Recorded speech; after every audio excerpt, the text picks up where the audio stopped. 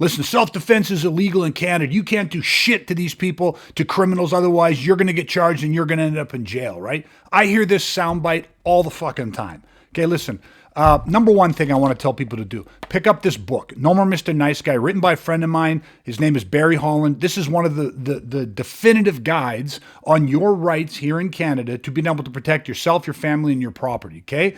Barry's an ex-JTF2 operator. You can pick up the book. You can check out his credentials. Barry's career stands for itself. Now, what I want to do is I want to share something with you, okay? Listen, I'm not a lawyer, but for the past 30 years, I have trained good men, nice men, to become dangerous men. A massive part of what I do in my program is I help educate people as to what their legal rights are. Now remember, I'm not offering legal advice. What I'm saying is, listen, I have my guys that I go to that educate me as to what our legal rights are here in Canada. So you have to go to the very best people. Now, most of you are going to understand something. The law is not black and white, right? The law, as it's written, has different aspects to it, and then that law is applied to different circumstances. So what I want to do is this. In this short little kind of training video, I want to help just illuminate a few things for you. First off, self-defense in Canada is absolutely, unequivocally legal. Okay? You have the right to defend yourself. Okay? Now, Section 34 of the Criminal Code states that we have the right to life, liberty, freedom, security, and not have our life, liberty, freedom, security infringed upon. Okay, so from the lowest court in Canada to the Supreme Court of Canada, it is very clear that we as Canadians absolutely have the right to defend ourselves. Now, here's where the problem comes in. Most people have never been trained, so they don't understand how thin a line it is between self-defense and punishing, right? Self-defense to punishing. Now, let's just, for a second, let's talk about what it is actually like to be involved in a violent life and death situation. I have been the victim. I have been the target of violent criminals. I was almost beaten to death by what started as 3 and mutated to 8 individuals. I understand what it's like to be facing imminent grievous bodily harm or death. Okay, so let's get crystal clear on this. When you are facing, or it is reasonable for you to believe that you are facing imminent, grievous bodily harm or death, self-defense is absolutely within your right, up to and including lethal force. Okay, why? Because there is an imminent threat, or what is we reasonably perceive to be an imminent threat. Now you have to understand what constitutes or makes up those conditions. What constitutes an imminent threat of grievous bodily harm or death? Okay, now, just imagine finding yourself 3 o'clock in the morning or 3 o'clock in the afternoon, but all of a sudden you got some intruder. Let's just go to the home invasion because that is a hot topic across Canada right now. You have some intruder break into your house who is potentially armed, whether he's got a machete, he's got a knife, he's got a handgun, or he's got a crossbow, which recently happened in Ontario. But this individual comes into your home and he is armed. Okay, now, you still have to understand, now just as we describe that situation, clearly it's rational for most of us to go, this poses a pretty fucking imminent risk, a pretty reasonable assumption that we are facing imminent grievous bodily harm or death because this guy's armed with a crossbow or a machete or a knife or whatever the weapon happens to be. But you're going to have to understand that the circumstances are going to go much fucking deeper than that, right? So if this individual who is armed genuinely poses a threat to you. So how do we understand what constitutes a threat? Just by the nature of him being in the house, there is a certain level of threat, 100%. It is absolutely illegal. He is in there without permission. He's not wanted. So he's in there for some nefarious purpose, whether that's to steal or whether that's to threaten, intimidate, rape, murder, or assault. We don't know. We have to be taught how to read the signs, what we call the pre-incident indicators, okay? Of which there are 3: body language, okay? Behavioral patterns, interpersonal communication, if there is in fact any verbal discourse happening. In these 3 areas, there are legally definable, defendable, actionable indicators that we can see that will be present. And when these are present, we use these indicators of body language, behavior, and interpersonal communication. We use those 3 areas of measurement to determine, first and foremost, is this a threat? There is a difference between is this legal or illegal? So someone being in your house without permission is illegal, but that is different than is this a threat? Now, can they be in your home illegally or doing something illegally and pose a threat to you? Absolutely.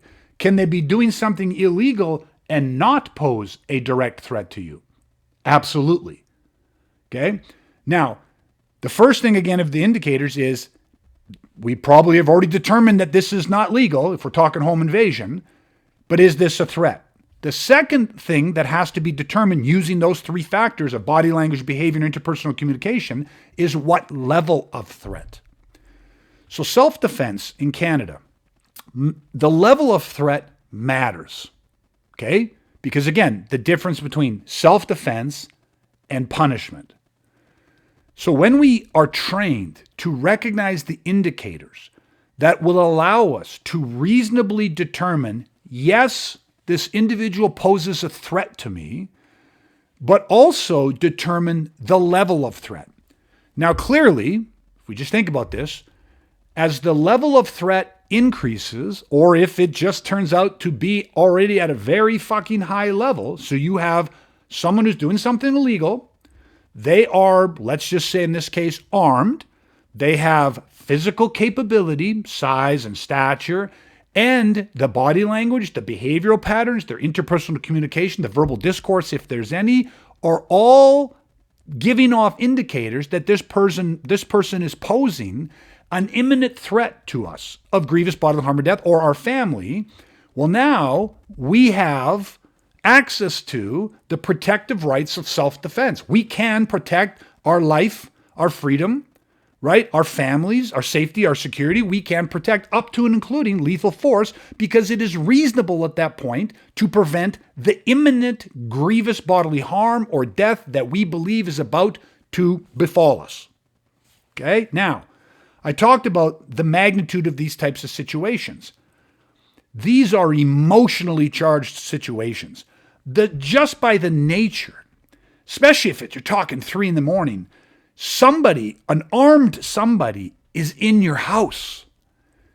The emotions that come with this are extremely intense, from fear to anger to confusion. All of these different emotions are bubbling up inside of us. So it is easy to understand how good men faced with this situation really don't actually have the training. They don't have the ability to regulate. So their perception, all of the different things that are going on are all skewed. So they don't recognize, they don't see, nor do they really give a shit in that moment about what the fuck is his body language telling me? What is his behavioral pattern indicators? What's the verbal discourse? What's the interpersonal communication? This is a situation where you're either extremely fucking angry or frightened or both or whatever it is. It's emotionally charged. The family's there. And so all of a sudden you do what any good man would do, which is go into protect mode. So you go, fuck, this guy's got a knife in his hand, a crossbow, he's got something in his hand. So you grab something, or you don't, but you defend. But in this moment of going, what the fuck? This absolute terror of somebody being in your home, doing something illegal, and you're seeing signs that this person is armed, you go and start acting in what you believe is, and what may be reasonable in that moment, of self-defense. But that thin line of all of a sudden, this individual drops that weapon. This individual tries to flee. This individual says something, behavioral indicators or his body language gives off the indicators that say, I just want to get the fuck out of here, or I submit, or I'm not a threat to you, whatever it is. Yes, he's still doing something illegal. But all of a sudden, what needs to be there to genuinely activate our protective rights of self-defense, these indicators are all of a sudden gone, and they can be gone in a blink of an eye. And now every action that we take, the second those indicators are no longer there, every action you take is now going to, or has the potential to be, construed as punishment. Now, let's just hit the pause button for a second and take a step back. I'm with everybody else. How violated you feel, especially because we're talking about home invasions. Nobody has the right to come into your fucking house, especially when your family's there. Well, just when you're there, but your family, potentially young children. The thought of that boils the fucking blood.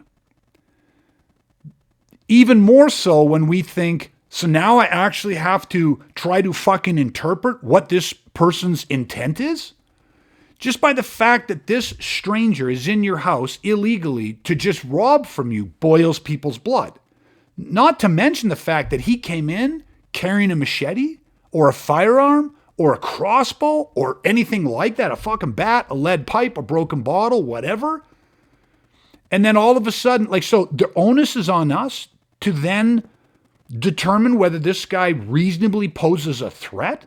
The fact that he's in my house should be threat enough. The fact that he has a knife in should more than, tell people that this guy was a threat. I get that. But we're talking about what the laws are. And self-defense has always been, and hopefully always will be, legal in Canada. Punishment has never been legal in Canada. We are not a judge, a jury, or an executioner. And that's just the realities of the way that it is. It doesn't matter what you want or what I want or what we all think should be, what we should be able to do or shouldn't be able to do. That doesn't mean shit. This is the importance of not just training people. When you're teaching good men, saying, listen, I want you to be able to protect your family. And I'm not talking about teaching you how to fight. I'm talking about being able to protect your family from violent, predatory criminals that genuinely pose a risk to you and your family's safety. Okay? Now, that means that the onus falls on us. Yeah, the criminal justice system in Canada is fucked. We've got repeat violent offenders being pushed back out on the street, being given bail, not given access to programs. It's a shit show. But it doesn't change the realities that we as good men also have a responsibility. And that responsibility is to say, listen, if I'm going to be a protector for my family, I've got to fucking get educated. Okay? It's not that hard to read a simple fucking book that outlines what our legal rights are in very simple terms. Okay? But beyond just reading a book, it is so powerful when you are being taught how to utilize the strategies, tactics, and tools to protect yourself, but that is being integrated with showing you how to recognize and identify what constitutes a threat and what level of threat. Because here's where you got to be motivated, not emotionally just pissed off that it's like, I shouldn't even have to do this fucking shit. You come in my house, fucking doom on you. I don't give a shit. The second you come in my house, that's all the intent I needed to see. Yeah, okay. But then what's going to happen is you're going to get fucking charged. If you cross from self-defense to punishment, you will get charged, and most likely you will get convicted. And then you will not be there to protect your family. Some other dude will be there. Right? Depending on how long you get, maybe your wife doesn't wait for you, right? This is the thing. Like, we have to deal with what it is, not just sit down and be pissed off about what we wish it was. Okay? So, this is what we want to do for people. The second you take good men and you not only empower them with the physical strategy, tactic, and tools to utilize the tool of violence to protect themselves, but you educate them on what their fucking rights are and how to recognize these indicators so that they stay on the side of self-defense. You can find someone, you can arrest, you can detain, you can do all these different things, but if what you're talking about is using physical force or using physical violence to protect yourself, then you have to understand what constitutes self-defense and where those protective rights actually activate. Okay? And then you have to have the training. You have to be trained and restrained. This is not really any different than what the military or law enforcement has to do every single day. They are burdened with rules of engagement. They have to meet these rules of engagement. And if not, they can face extremely serious consequences. Okay, so this is no different in civilian society. We have to be trained and restrained so that if and when we need to utilize the highest levels of violence to protect our family because we are facing imminent grievous bodily harm or death, we absolutely can do that. But at the same time, we have to be trained and restrained and understand how not to cross over into the realm of punishment. Okay, so again, Barry's book, No More Mr. Nice Guy. Okay, you can look it up online. Check out the nomoremrniceguy.com. Oftentimes they'll carry them in chapters, although I've noticed they're doing it a little bit less these days. But you can find these books or reach out to me and I will sell you a copy of this book. When you do the Weaponized 16 course, my intensive personal training course, I walk you through all of this. We integrate this into the training. I had Barry come in and record a course with me, a video course going through all the highlights of the book and explain it in his own words. You get access to all of this training information. You have to train good men physically, mentally, emotionally, and spiritually to become the protectors they need to be, to truly become dangerous men. You can't just develop physical skill sets and think I don't have to worry about the fucking law because if somebody fucks with me, it's shoot, shovel, and shut up, right?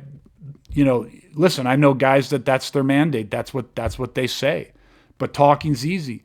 I want to be the protector of my family today. I want to be the protector of my family in a crisis, and I want to continue to be the protector for my family long after that crisis. Right? So I'm not willing to sacrifice my personal freedoms and end up in jail just because I didn't want to understand or receive the training to learn how to fucking do things the right way. Right? You know, that's the game, man. Okay, so we have to deal with what is, not what we wish it was. Right? So anyways, I want to thank you. Listen, hopefully this has given you a little bit of food for thought. Again, can't recommend Barry's book enough. And that's it, everybody. Thank you for taking the time. Stay safe, stay weaponized. I hope to chat someday and see you in my personal training course. That's it. Thank you.